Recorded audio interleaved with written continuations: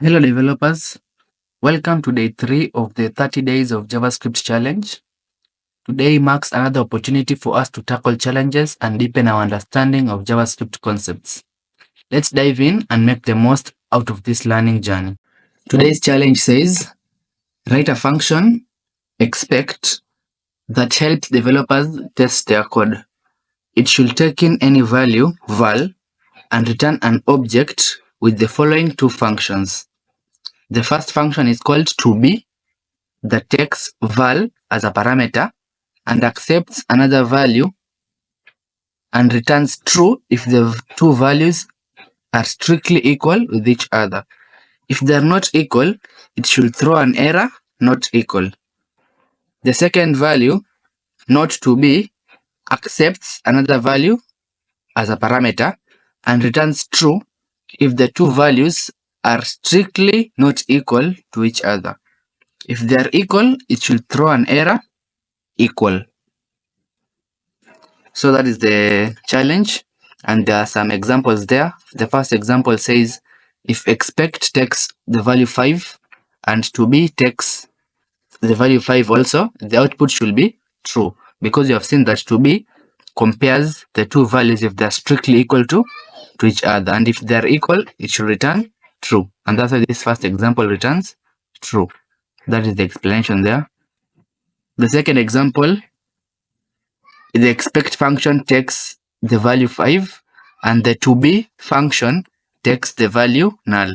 So it compares 5 and null. Since they are not equal and you are calling it using the toBe method, it will throw an error saying not equal. I think it's okay. So the last example, they're using the notToBe function. So expect is 5 and notToBe function takes null. So it will be comparing 5 and not null, and they'll see that the two values are not equal. So it will return true, because you have seen that the notToBe checks if the two values are strictly not equal. I believe you have understood the question, so let us learn some key concepts before solving this challenge. The first key concept that we learn is objects. Objects in JavaScript. So objects is a key data type in JavaScript used to keep properties and or methods together in the same data structure. So let us look at an example of how objects are created. For example, I'll create an object of person like that. So this is the syntax of creating an object. They are created using these curly braces. And an object contains properties and methods. As you have seen in the definition, an object can contain properties and methods. So properties are stored in key value pairs, like there's a key, let's say key 1, then there's a value, let's say value 1, like that. So that is how you store data in method. And if you want to add another key, you can say key 2, value 2, and so on. So let's add some real data here. Like I can add, a person can have a name, so I can say like first name like that. Then I can add the name, let's say maybe Dan. Then I can add a comma, I can say last name,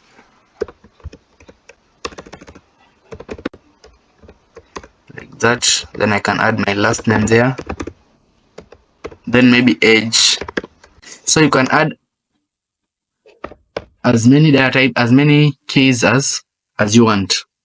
So that is the advantage of having objects. And you can see that I can store both age, both integers and strings, and also booleans. You can store anything, like is cool, then I can say something like true. You see, you can store more than one data type in an object. You can see this is a boolean, this is a integer, this is a string, and you can store all of them in one object. So the other thing with objects is that you can add methods in object. So when you declare a function as a value in the key value pair in an object, it is known as a method. For example, I can say hello. So this is the key. Then the value, I assign it a function. I can say function like that. Then I say console.log.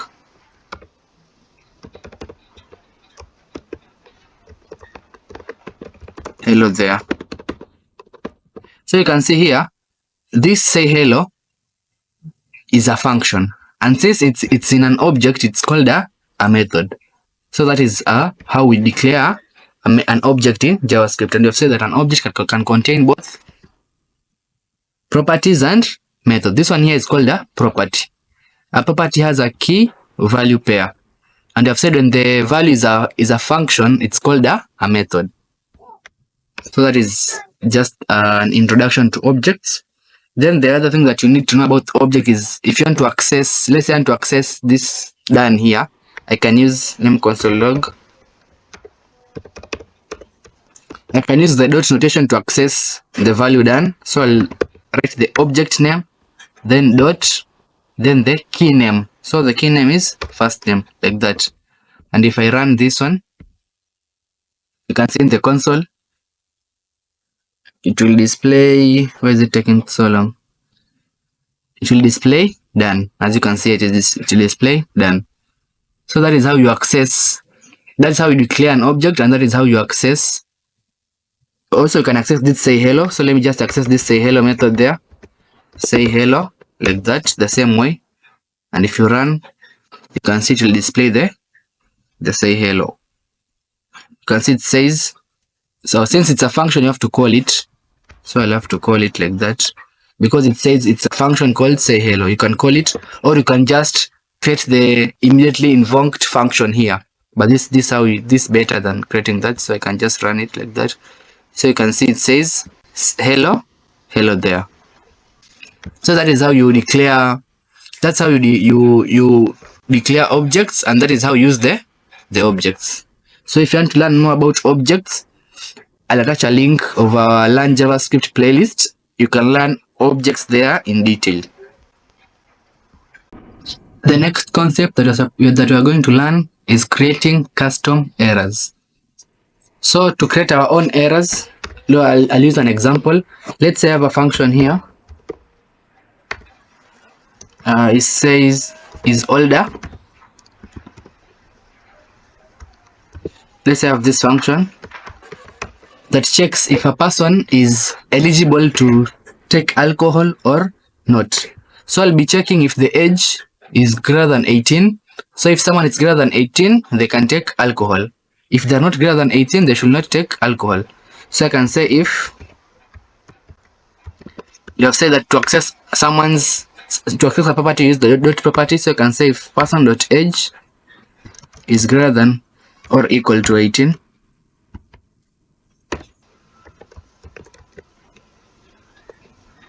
Let me just log.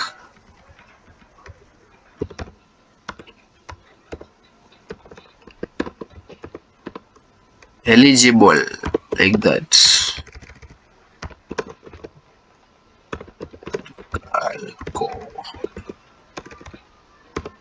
I hope the spellings are right. So if the person does not meet that criteria, so I'll use else. Now here I want to throw my error. So this is the scenario. This is one of the scenario where you can use your own custom errors. So to create your own error, you'll use the error class like this. So I'll say new error. Then I'll write my error there. But you have to throw it. So I'll throw new error. Then I can say not eligible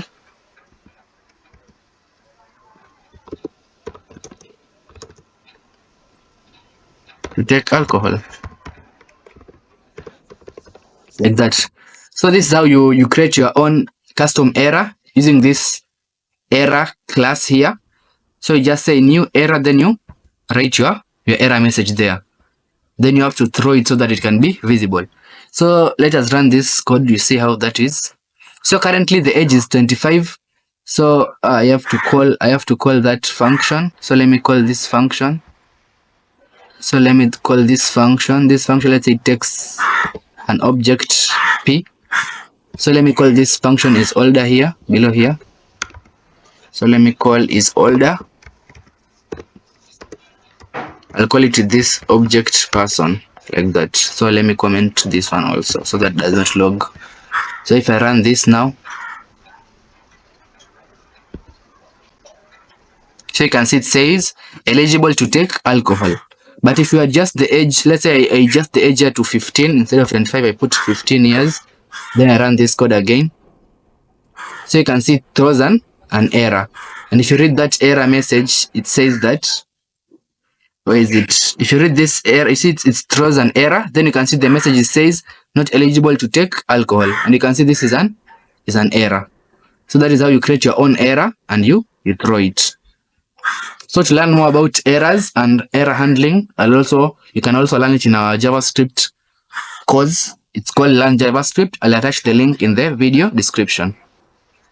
This was supposed to be P here, not person. I made that correction. So the next thing that I'm supposed to learn is the comparison operators. So let me clear this code so that I can learn comparison operators. So we'll learn about the equality or the lose equal. So let us first learn about the equality operator. So equality operator, it's written this way. Two equal signs. When it is one, it is assignment operator. When it is two, it's called equality or lose equality operator. So how this happens, let me just log console.log.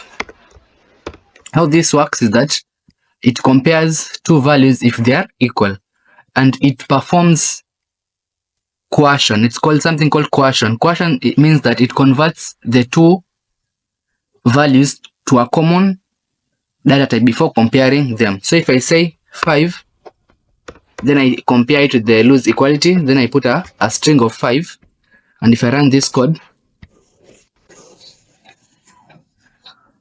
you see it will say true. Although this one is a number and this one is a string, this lose equality, it says that these two are equal. So that is called lose equality. Then there is the inequality operator. Inequality operator is just the opposite of equality. So if these two are equal, it will say false. So if I run this code, it will say false. It means that these two are equal. But if I put another thing, let's say I put here like 7, it will say true. So that is how inequality works. So inequality is just the opposite of equality. So the other comparison operator, that is the key thing that I want to learn today, is called the strict equality. There is 3 equal signs. It's called strict equality. So if you go back to our example, we compare the number 5 and the string 5, and we run this code, it will say false, because this strict equality does not perform coercion. And we have said coercion is to convert one data type to another data type. So this one, it just compares them the way they are. It does not convert this one into a number.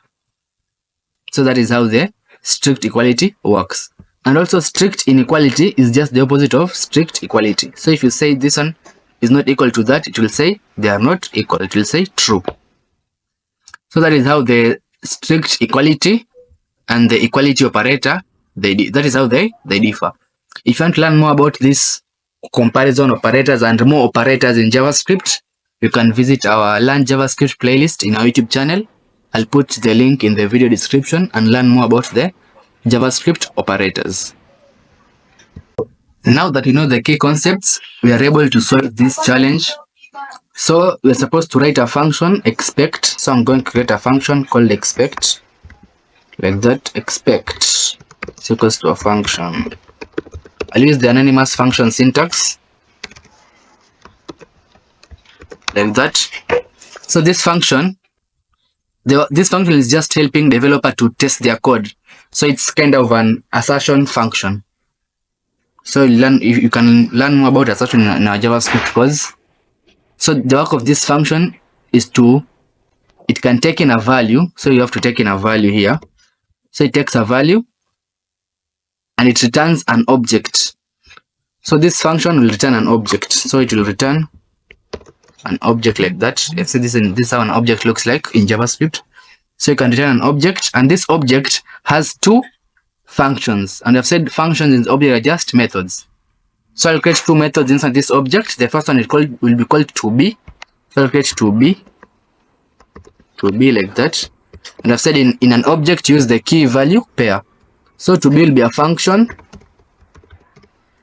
I'll use the anonymous function also. Then the other function will be, I'll put a comma here. The other function is called notToBe. notToBe, like that.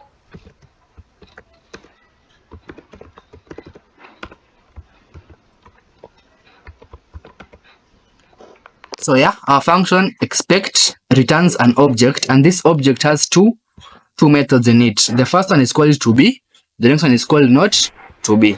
So let us implement this one, toBe. So toBe, it has to accept a value also. So this one can accept a value. I'll just put v so that I differentiate this one from this one. So it will take another value also. And this, it's supposed to return true if the two values are strictly equal to each other. And if they're not equal, it should throw an error. So I have to compare these values. So I'll say if the first value is strictly equal to this our other value, if they're equal, I'll return, what will you return? If they're equal, it should return true, like that. And if they're not equal, so I'll put here else. If they're not equal, you should throw an error. So you have seen how you throw an error. So I'll throw an error. So I'll say I'll use the error class. I'll throw the new error, and the error should be not equal. So I'll put here not equal, like that. So that way you have implemented the first toBe. Then notToBe accepts a value also. So this one also will accept a value. Then it should return true if the two values are not equal to each other. So here I'll compare the two values. So I'll say if the first value is not equal, and I'll use the strict inequality operator there, is not equal to the second value, should return true. Else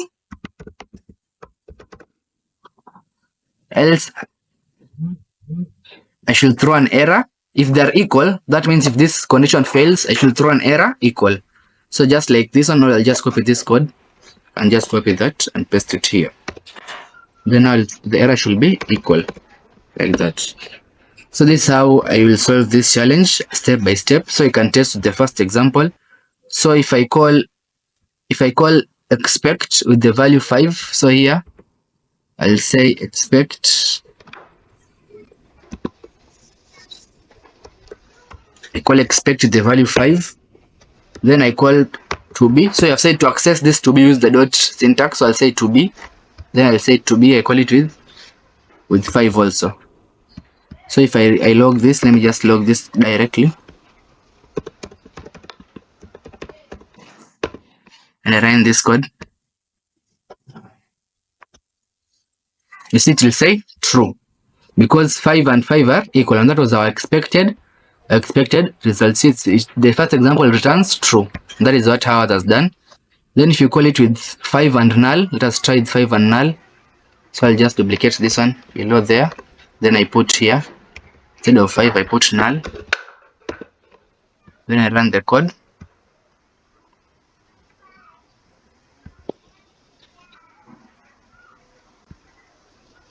Let me just run it again.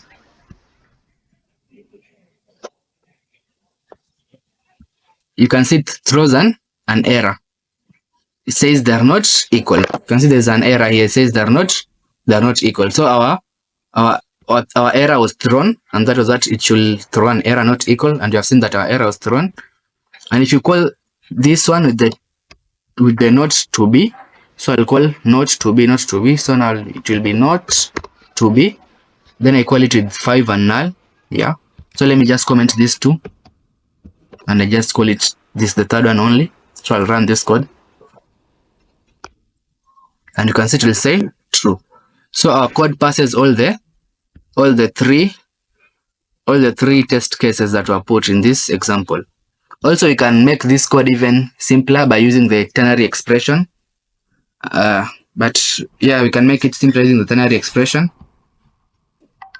can make this even a single line, and also you can use an arrow function. You can always modify this code as simple as you want it to be. You can use here an arrow function and also use a ternary expression here to make it even simpler, like this. To add an arrow function, I can remove this function keyword there and put an arrow like that. Then to make it a ternary expression, so I remove the bracket. I have to remove this one. So to make it a ternary expression, I'll just remove this if. Let me just remove these things. I want it to be in one line. So ternary expression, something like this.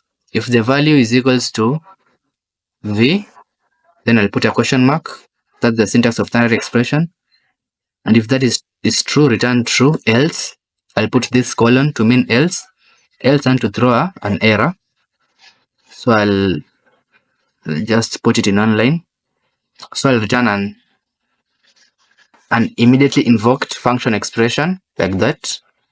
And to return this one to be in one, let me just create some space, or I can just remove this so that you can see it clearly. So this one will be the function body. I can put it like that. Then I can remove this one also. So I want this one to be immediately invoked. So I'll put here that to call it immediately after creating it. Then I have to surround this one in this brackets as we saw the syntax earlier. So yeah, this is the syntax. It should be that way, like that. So you can see now it's just one line like this, just one line. Also I can do the same to here, or I can just copy just this line. I can copy, then I paste it here.